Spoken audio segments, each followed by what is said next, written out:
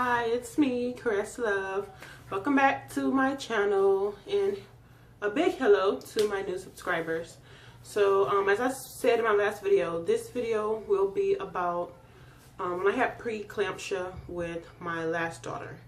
Now, I think this is something that really needs to be told because a lot of people underestimate, oh, it's pre-eclampsia, it's something you get only when you're pregnant, oh, it's no big deal, you know, it'll go away when you give birth. And that's what, you know, a lot of healthcare professionals will tell you. It'll go away once you deliver. So I had my last daughter November 2nd of 2016, and pretty, you know, ideal pregnancy, not too many complications, just, you know, the normal wear and tear on your body, pressure, pains, hip pains, you know, all the norm. I delivered her, I was induced at 39 weeks and I believe 2 days I was induced with her. So it was full-term pregnancy. I would say around 35 weeks I started noticing swelling, like, you know, in my feet, excuse me, in my face, my arms, my wrists. I couldn't do this at all. I couldn't, you know, connect my fingers together. So, you know, I pretty much told my doctor, and they were like, oh, you know, it's just pregnancy. Swelling is normal. Your feet hurting, you know, that's normal. Normal complaint that we always get. So they pretty much brush it off, which it was nothing to worry about because my blood pressure was constantly monitored. It was always fine. So no worries there. I saw my doctor at 36 weeks. I started seeing her, you know, every week. Every week I would go in. My blood pressure would be perfectly fine. It was actually, at one point, she actually said my blood pressure was ideal. She wished all of her patients had my blood pressure. So up until the day that I actually had my daughter, the day before, I had a doctor's appointment. I believe it was a Wednesday. And same thing, blood pressure checked, everything was fine. Okay, you know, I'll see you in the morning when they induce you at the hospital. Okay, perfectly fine. I went in, I was told that, well, we can't induce you just yet because you're severely dehydrated. I said, how can I be severely dehydrated? You know, I drink so much water, it's like a fish. I'm always in the bathroom, blah, blah, blah. So that postponed my induction maybe like by a day. And I just spent pretty much one day just being hydrated with fluids before they wanted to induce me. Okay, perfectly fine. The only problem was that being dehydrated is no fun when they're inducing you, because for one, when they insert an IV, being dehydrated is not fun. Okay, because your veins are pretty much flat, and they're trying, you know, to you know, get that needle in your veins, and it was very hard. They stuck me maybe 6 or 7 times. It was about 8 times in each arm. Now they don't like putting IVs AC right here, anti-cubital, where you can pretty much bend. So they prefer to do it, you know, somewhere like here or the top of your arm, wherever. Pretty much the only place that they can put an IV for me was AC right here, right at the bend of your arm, which they don't like it because of this reason. You can bend your arm, and of course, you know, the fluids are cut off if you go through a contraction or whatever. So long story short, they did enter an IV in this arm, AC, but I forgot the name of it. As soon as they put it in, my arm started swelling like really big. I forgot the name of what it's called, but my arm started swelling, so they said immediately take it out. Apparently my veins were so flat that instead of a regular nurse, you know, putting in my IV, they actually called an anesthesiologist to do it, which eventually got it. But it was so uncomfortable for me. I absolutely hate needles, and I know this may sound weird, but when I do have to deal with needles, I prefer the bigger needles. The bigger needles hurt a lot less for me, something personal with me, but the bigger needles hurt a lot less than the small needles, and I like butterfly needles, and I had neither. I had a very tiny small needle that they did for the IV, and it hurt badly. So finally, okay, you know, time's going on with the IV. Things were good with that. So the next following day, you know, after, excuse me, maybe 20 hours in labor, which is a very long labor for your third child, I gave birth. She was healthy, 7 pounds, 13 ounces, perfectly fine, vaginal delivery, you know, cool, everything was fine. So after I had her, my feet were so swollen. Even before I had her, my feet, the swelling never went down. And once again, the doctors told me, oh, it's gonna go down, don't worry, you just had her, give her some time. My feet were so swollen that I couldn't put on the socks, the hospital socks that they give you with the, you know, with the grip bottom. I couldn't put those on because it was literally cutting off all of my circulation in my feet. So I pretty much had to wear my own socks, which I pretty much just stretched the neck of it so it wouldn't be so tight on my foot. Now I spent 3 days in the hospital after I had her. So, well, actually 2 days after. The day I had her and 2 additional days. So I got out, I believe was the 4th or the 5th, maybe, can't really remember, the 4th or the 5th of November of last year. Now, I'm home, new baby. Yeah, I'm not in pain as far as my hips or anything.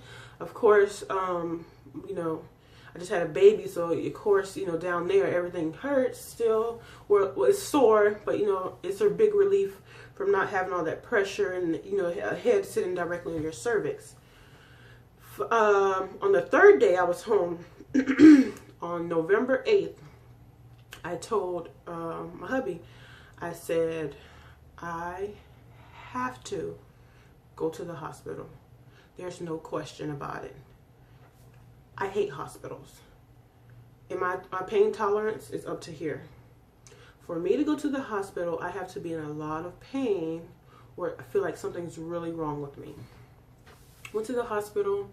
I drove myself, you know, newborn baby, so he stayed home with the baby, and I drove myself to the hospital. Got in there, pretty much told him what I was feeling. I said, you know, my feet are so swollen. I can feel, like, I can literally touch the top or the sides of my foot, and I can feel the blood vessels and the veins running through my feet, because they're so swollen on both, you know, left and right. I can feel the vessels, the veins popping out of my foot because they were that swollen. So they checked my blood pressure.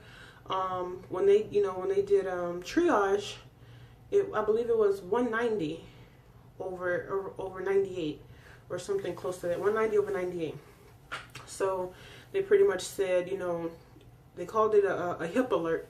So at the time, you know, I had no clue what a hip alert was. So they immediately moved me to the back, and the hospital happened to be like overcrowded that night. So I was sort of like, you know, in the hallway in the ER, like just on the bed, and I'm laying there, and I'm completely losing consciousness. And I just remember someone asking me like, who's with you? And I said, I'm by myself. I drove myself. I just had a baby. My husband's home with the baby. They said, you drove yourself here? And I'm like, yeah, my car's in valet. And they goes, okay, well, you won't be leaving anytime soon. What do you mean? But like I said, I'm still going in and out. And all I know is there were so many nurses around me. So many, you know, people just back and forth, back and forth. I actually started to get scared. Now, I get on my phone. I'm laying on the hospital bed, and I said, I'm Googling hip alert. What is a hip alert? Never heard of it.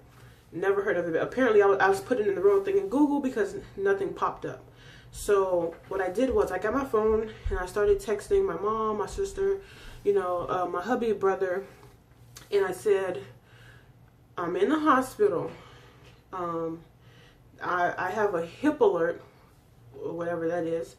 And I feel like I'm out of my mind. I'm outside of my body, and I'm watching me lay on this hospital bed as somebody else outside of my body. And they're like, you're talking crazy, you know, you're gonna be fine, I'm on my way to the hospital. I'm like, no, I'm literally having an out of body experience. Now when people say that, I know exactly what they mean. So eventually, you know, people started to come, my family started to come, but by then, by the time they got me to antepartum, which is for, you know, the ward for people that just had babies, my blood pressure was 211 over 104. And they said, I remember hearing, you know, because now I'm like, my eyes are closed, but I can hear people talking and moving around me. I remember being transported in a wheelchair. I can't really tell you what they asked me or whatever, but I remember very few details here and there. The story is going to pick back up when my mom gets in the story, when she reaches the hospital, because she told me everything. But I remember it was 211 over 104, and they said something about we need to give her magnesium stat because she's going to have a seizure. She's going to seize, and her blood pressure is so high that it was inclining by the minute. From the moment I got there to the moment I got to antepartum, it was just going up drastically. And this is all started from, you know, the swelling in my feet that I complained about, which the blood pressure was fine at the time, but I was told that, you know, it's going to go away. You know, if it doesn't go away before you go home from the hospital, then we'll do something about it. Never went away. So I'm in the hospital bed, and they're giving me magnesium and whatever else. Now this is where my mom starts telling me what happened. They give me magnesium. I have all sorts of IVs, you know, in every type of arm. They're giving me pills to take, and this to take, and that to take, left and right. So I remember my mom saying, and I remember this myself. I remember my mom saying, "Oh my God, what are you guys gonna do? Her blood pressure is going off again. The machine, the beeping." My blood pressure was inclining, and this was after they gave me the magnesium. After they gave me magnesium, and I remember they came in, they gave me a higher dose. So many nurses and doctors were around me again, once again, and they said, you know, this magnesium isn't working. They ended up giving me something else in addition to the magnesium, and eventually it started to go down, down, down to maybe, which was still high at the time, you know, maybe like 185, and they say, okay, she's getting a little bit stabilized, so, you know, let's just continue to see where this goes. Now, by then, it was maybe, I was in the hospital, I don't know, maybe 3 hours, not even. So eventually, once they got it low enough, you know, to semi-normal around 140, 150, I regained consciousness, so to speak. And I started to, you know, remember things that happened from there. And it was very, very, very, very scary. I'm telling you, when you know your body, when something's wrong, say something. Me personally, I was trying to be superwoman. I'm thinking, oh, I just had a new baby. I know hubby doesn't want to hear that I'm in pain. I've been in pain for the last, you know, 3 months. And here just I have a baby, and I'm complaining again. So I was, you know, sort of trying to, you know, push myself. But I knew that day, that specific day, that I absolutely had to go. I had to go. Pre-eclampsia nearly killed me with a 3-day-old baby at home. What if I would have stayed home? What if I would have stayed in my bed and had not listened to my body and listened to the doctors or the nurses that said, oh, it's fine, it'll go down, don't worry about it. It's just normal swelling with the pregnancy. Now, I had headaches. When I tell you the headaches were so bad, you know how you have migraines, that you're sensitive to light, and all you want to do is just close your eyes, and it's at the back of, at the back of your head, right there where the vision is, controlling your brain. Headaches, blurred vision. As you can see, I wear glasses already to begin with here. But my vision was so blurry, these glasses did absolutely nothing for me. There were spots in the front of my eyes. I had the headaches. The swelling was undeniable. Vomiting, diarrhea. These are all signs of pre-eclampsia. All signs. Do not ignore them. Do not ignore them.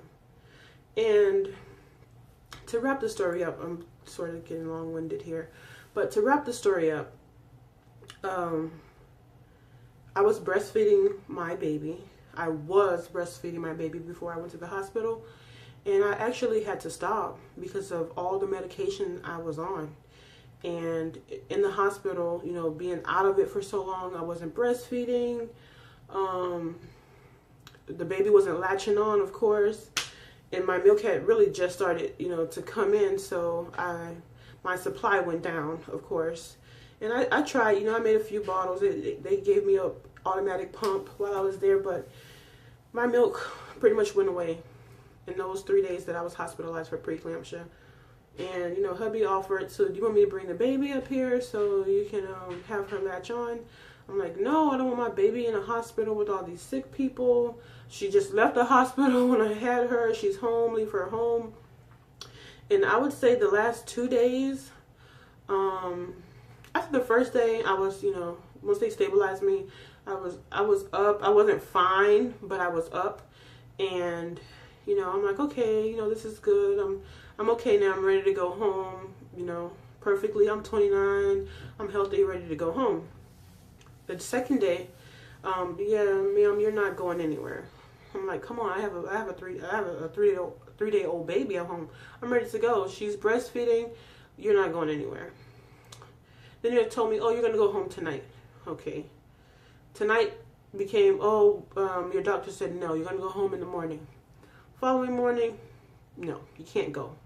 Your blood pressure's not, necessarily, normal.